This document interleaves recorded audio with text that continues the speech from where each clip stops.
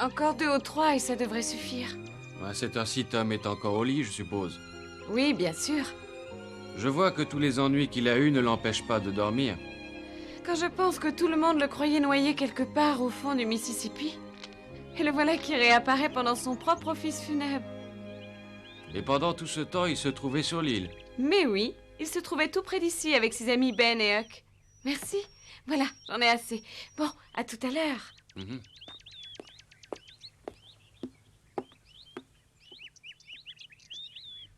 Réapparaître comme ça, brusquement, au milieu de ses propres funérailles et surprendre tout le monde. Il a vraiment dû aimer ça, c'est ce qu'il sait faire de mieux. Hé,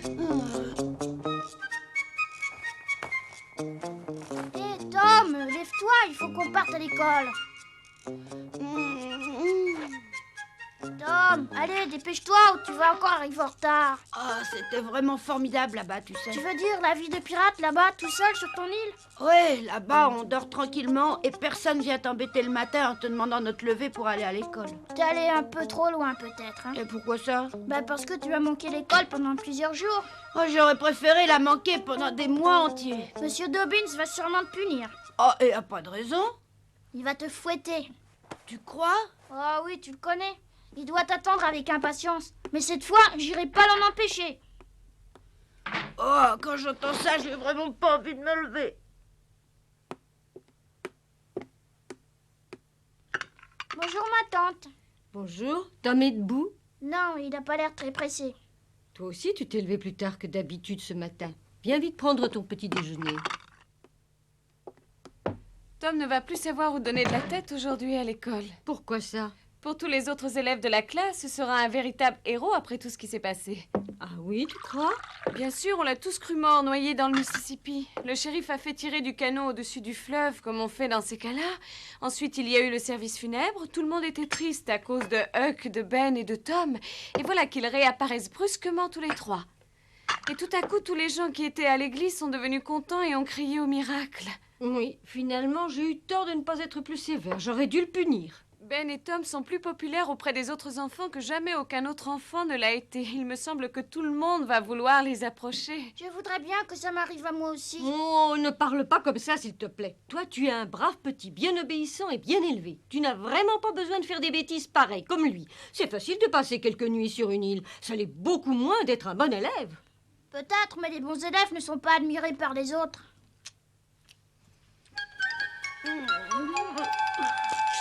Bon, et si je me levais?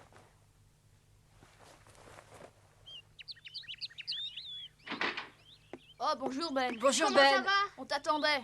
Bonjour, Monsieur Rogers. Bonjour les enfants, bonjour. Vous êtes tous venus spécialement attendre Ben?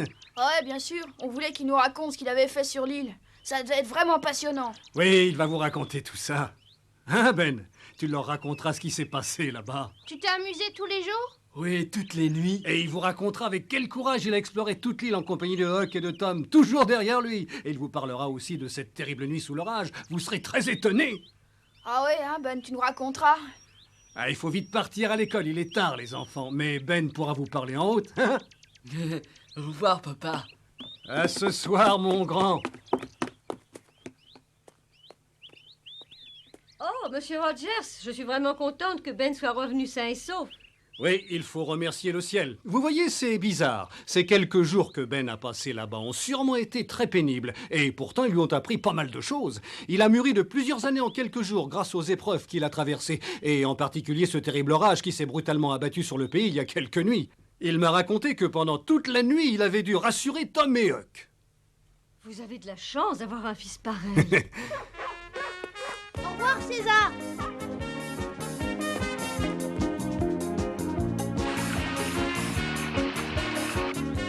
Je te l'avais dit, j'étais sûr que ma mère serait contre. Il faut bien comprendre qu'on était des pirates. Et que des pirates, ça n'a peur de rien. La nuit de ce terrible orage, il y a un éclair qui est tombé entre nous trois. Non. Et alors? Et alors, je me suis dit que s'il était tombé 2 ou 3 mètres plus de mon côté, j'aurais été réduit en cendres. Mais faut quand même que tu as eu peur à ce moment-là. Mais non, pourquoi voudrais-tu que j'ai eu peur? Moi, en tout cas, si j'avais été avec vous, j'aurais eu peur et j'aurais sûrement pleuré. Mais non, j'aurais été là et je t'aurais consolé. Tu devrais savoir que le capitaine Tom Sawyer est très gentil avec les filles. Tiens, Becky. Becky, Tom me raconte comment il a vécu plusieurs jours sur l'île. C'est passionnant. Tu vas bien vouloir répéter tout ça, Becky? Mais oui, bien sûr, Becky. Ce n'est pas la peine, merci. Ces histoires-là ne m'intéressent pas. Bon, à plus tard. Mais Becky, ne pars pas, attends-nous. Elle n'a pas l'air très gaie. Alors, Tom, qu'est-ce qui s'est passé d'autre sur l'île? Oh, on avait trouvé une petite caverne en explorant l'île. Et quand il pleuvait, on allait s'y réfugier. Hé, Huck, bonjour. Alors, tu te rends intéressant auprès des filles? Oh, mais non, je me rends pas du tout intéressant. En arrivant chez moi hier, j'ai découvert que ma maison avait été à moitié détruite par l'orage. Oh, c'est vraiment pas de chance. J'aurais du mal à la réparer tout seul. Oh, t'inquiète pas, j'irai t'aider après l'école. Tu retournes à l'école, je te plains? Ben est passé lui aussi tout à l'heure. Ah oui, Ben, il était seul? Non, ils étaient plusieurs et Ben leur racontait son aventure sur l'île. C'était à mourir de rire. Mais tu sais qu'on est devenus de vrais héros dans tout le pays. Je vois pas pourquoi. Passer quelques jours sur une petite île, ça n'a rien de si terrible. Mais avant nous, pas un enfant du pays ne l'avait fait, c'est bien, non? Et arriver au beau milieu de ses propres funérailles, avoue que c'est pas mal non plus. Oh, te fatigue pas, t'arriveras pas à me convaincre. Tom, dépêche-toi un peu, il faut qu'on parte. Bon, je passerai te voir. Ouais, d'accord. Allez. Qu'est-ce que Tom fabrique avec Amy? Je pensais que c'était Becky qui l'intéressait. Il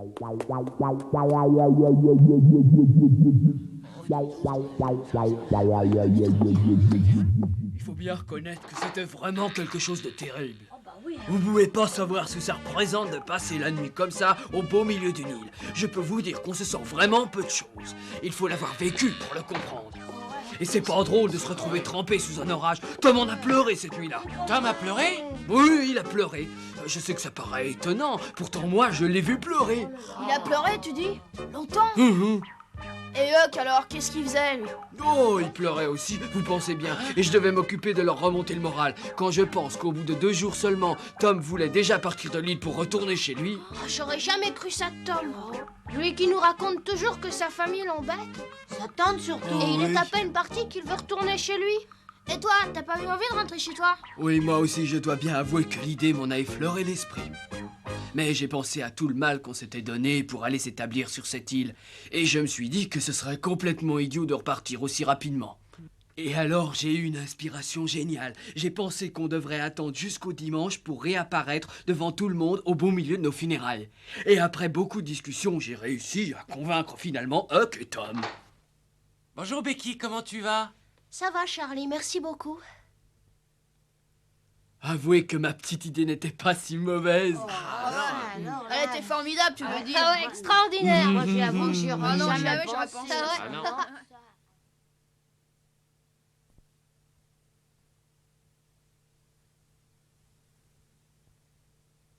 Ô Seigneur, accepte de recevoir ces petits auprès de toi, ces chers petits anges que plus jamais personne ne reverra et que plus jamais personne n'entendra.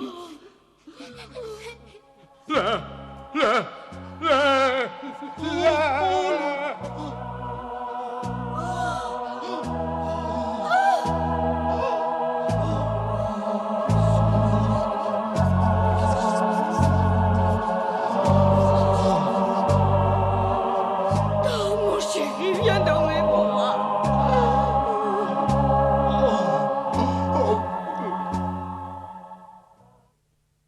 Oui, je dois bien l'avouer, je suis très fier de mon idée.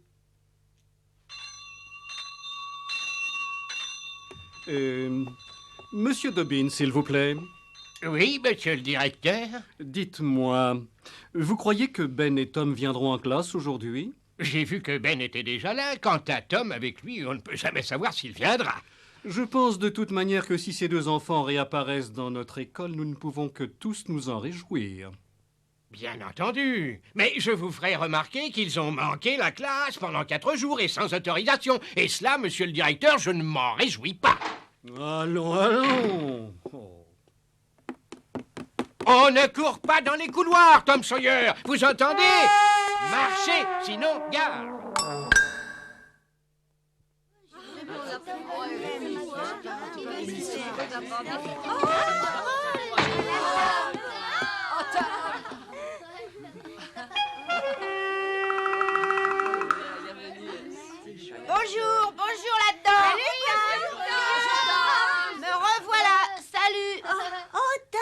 à te féliciter, tes funérailles étaient vraiment réussies. Ah oui, vraiment formidable.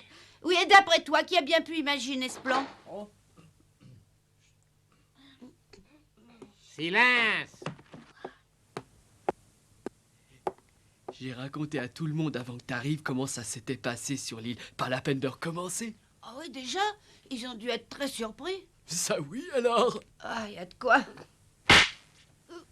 Autant vous le dire tout de suite, je ne suis pas content ce matin. Thomas Sawyer! Et toi aussi, Ben Rogers! Voulez-vous vous lever tout de suite? La ville tout entière a été très gentille avec vous. Mais je dois vous préciser que d'aussi mauvais élèves que vous ne méritent pas une telle clémence. Vous avez manqué la classe pendant 4 jours et vous avez plongé vos familles dans l'angoisse la plus totale. Aussi vous procurerai-je le temps d'une bonne réflexion pendant que vous recevrez chacun 20 coups de cravache bien mérités. Hein? 20 coups, c'est beaucoup. Non, c'est vraiment le minimum. Lequel de vous deux va commencer? Ben, vas-y le premier. Non, vas-y, je te suis. Attendez, ça n'est pas juste au fond de vous administrer la même punition. Je voudrais bien savoir tout d'abord qui a eu l'idée de partir sur cette île. Et surtout, lequel de vous deux a eu l'idée machiavélique de réapparaître au beau milieu des funérailles. Alors, celui de vous deux qui a entraîné l'autre, qui était le chef en quelque sorte, recevra 30 coups de cravache, et l'autre seulement 10. Bon, alors lequel de vous deux était le chef? C'était Tom ou Ben? Quelqu'un le sait? Toi, peut-être, ami. Je t'ai vu arriver à l'école en compagnie de Tom et je suppose qu'il t'a parlé en chemin. Alors, dis-moi tout de suite lequel de ces deux garnements était le chef. Alors, ami, réponds-moi vite, c'est un ordre. Mais je ne sais pas, monsieur. Tu le sais et tu vas le dire. Mais non, monsieur, je n'en sais rien du tout. Ami, fais attention à toi. Je n'aime pas ça. Tu essaies de protéger l'un des deux. Mais non, monsieur. Je ne sais pas lequel des deux était le chef. Oh, debout immédiatement. Oh, mais je n'ai rien fait de mal. Arrêtez, monsieur Dobbins. Amine ne sait pas qui c'est. Tiens, tiens. J'aurais parié que c'était toi.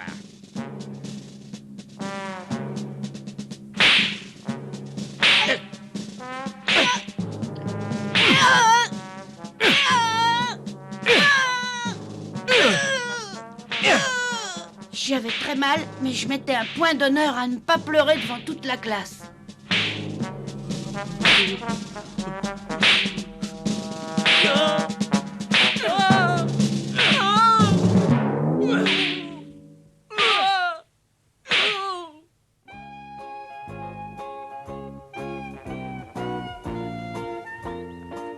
Comme le radeau avait été emporté par les eaux, il n'y avait pas le choix. Il fallait nager vers la rive du côté d'Illinois, c'est-à-dire à 250 mètres. Et en plus, il y avait un courant terrible. Vous me connaissez tous, et sans vouloir me flatter, je crois être un très bon nageur. En atteignant la rive, j'avais été déporté au moins 800 mètres plus bas par le courant. Ah oui, tant que ça, mais c'est énorme. Et franchement, j'ai failli faire demi-tour à un moment. J'avais encore jamais vu un courant pareil dans le Mississippi. Mais tu as continué? Ouais, heureusement. Et tu es arrivé finalement? Qu'est-ce que t'as fait alors? À peine sur la rive, je suis parti en courant. Il fallait absolument que je prenne le dernier bateau qui traversait le Mississippi. Non. Et alors, tu es arrivé à temps? Une minute, je voyais à peine devant moi, mais j'ai couru le plus vite possible.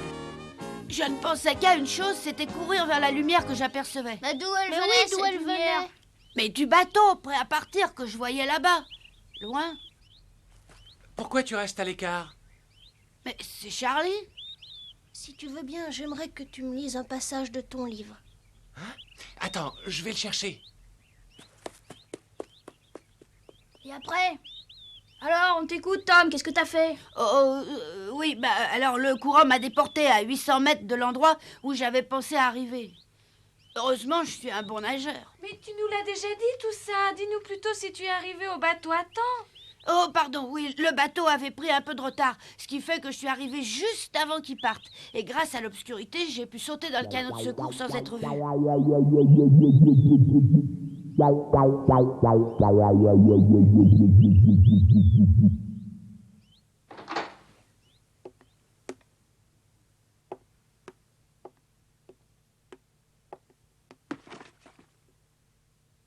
Tu vois, t'aurais pas dû mentir comme ça. Maintenant, c'est Tom le héros, et lui seul.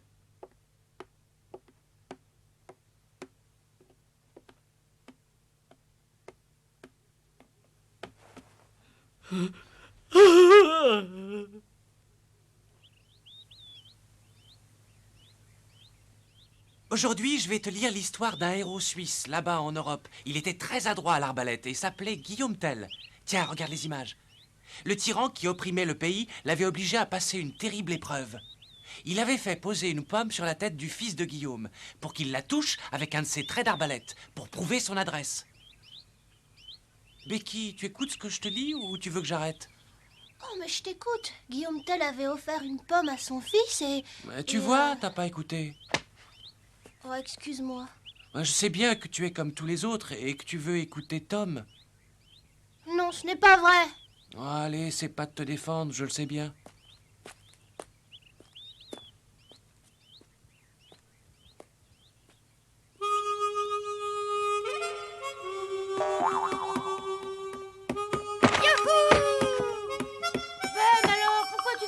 Les autres, ils veulent entendre ce que tu as à raconter.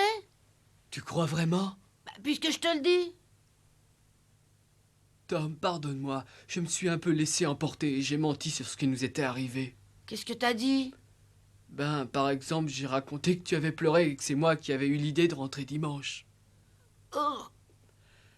Tu comprends? Ils étaient tous là à m'admirer et à boire la moindre de mes paroles. Et à ma place, tout le monde aurait fait pareil. Ouais, peut-être bien, Ben. Allez, va, je te pardonne si ça te fait plaisir. Non, c'est vrai? Oh! Oh! Mais oui, tu as raison, j'aurais fait comme toi. Alors tu ne m'en veux pas? Mais non, va vite raconter tes aventures. Oui, j'y vais. Mais dis bien la vérité cette fois. Oh! Tu sais que ça me fait encore rudement mal. Oh, je t'ai juste frôlé, n'exagère pas. Frôlé, tu parles? Non. Tom, Becky attend que tu ailles la voir. Raconte pas d'histoire, s'il te plaît. Oh, mais je te raconte la pure vérité. Alors c'est vrai, tu dis qu'elle veut me voir? Mais oui, elle est assise dehors et elle t'attend sur le banc. Oh, merci, Charlie. Ils commencent à me fatiguer, les héros.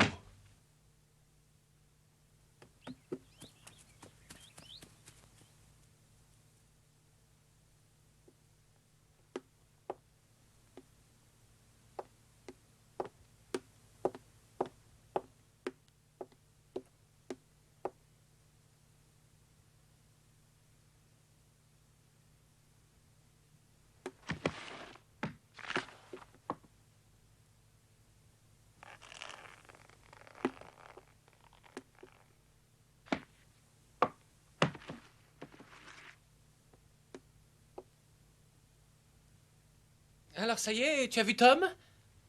Non, pourquoi? Ça c'est bizarre. Je lui ai dit que tu l'attendais sur le banc. Vous avez dû vous manquer d'une seconde. Arrête de me parler de lui. Tu entends, Charlie, ne me parle plus jamais de Tom. Je n'aime pas tellement les fiers à bras. Alors là, moi non plus, Becky. Tu as bien raison. Mais où est-ce que Becky a bien pu passer? Ça t'amuse vraiment de faire de pareilles stupidités? Mais non, mais c'est pas moi. Fais-moi le plaisir de te lever immédiatement. Je me demande bien pourquoi tu viens perdre ton temps à l'école. Eh bien, tu vas encore m'obliger à te fouetter. Pourtant, Dieu sait que j'ai horreur de ça. Mais j'ai rien fait. C'est pas moi, je vous le jure. Tais-toi, n'aggrave pas ton cas. Tu vas recevoir 30 coups de cravache. Allez, viens.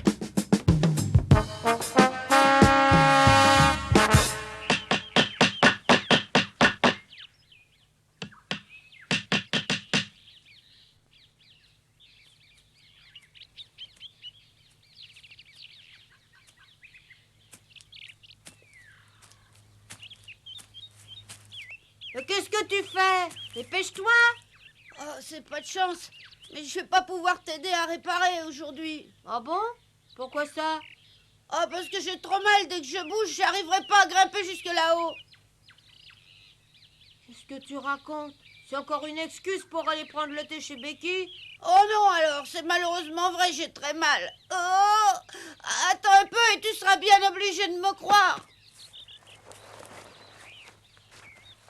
Oh là là!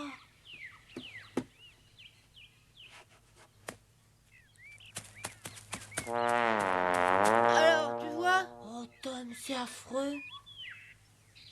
Ah!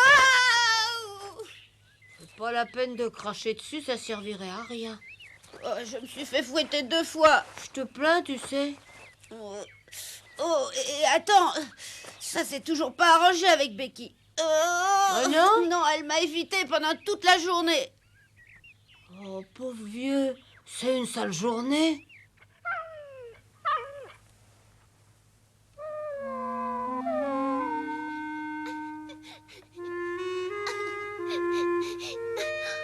J'ai vraiment été très méchante.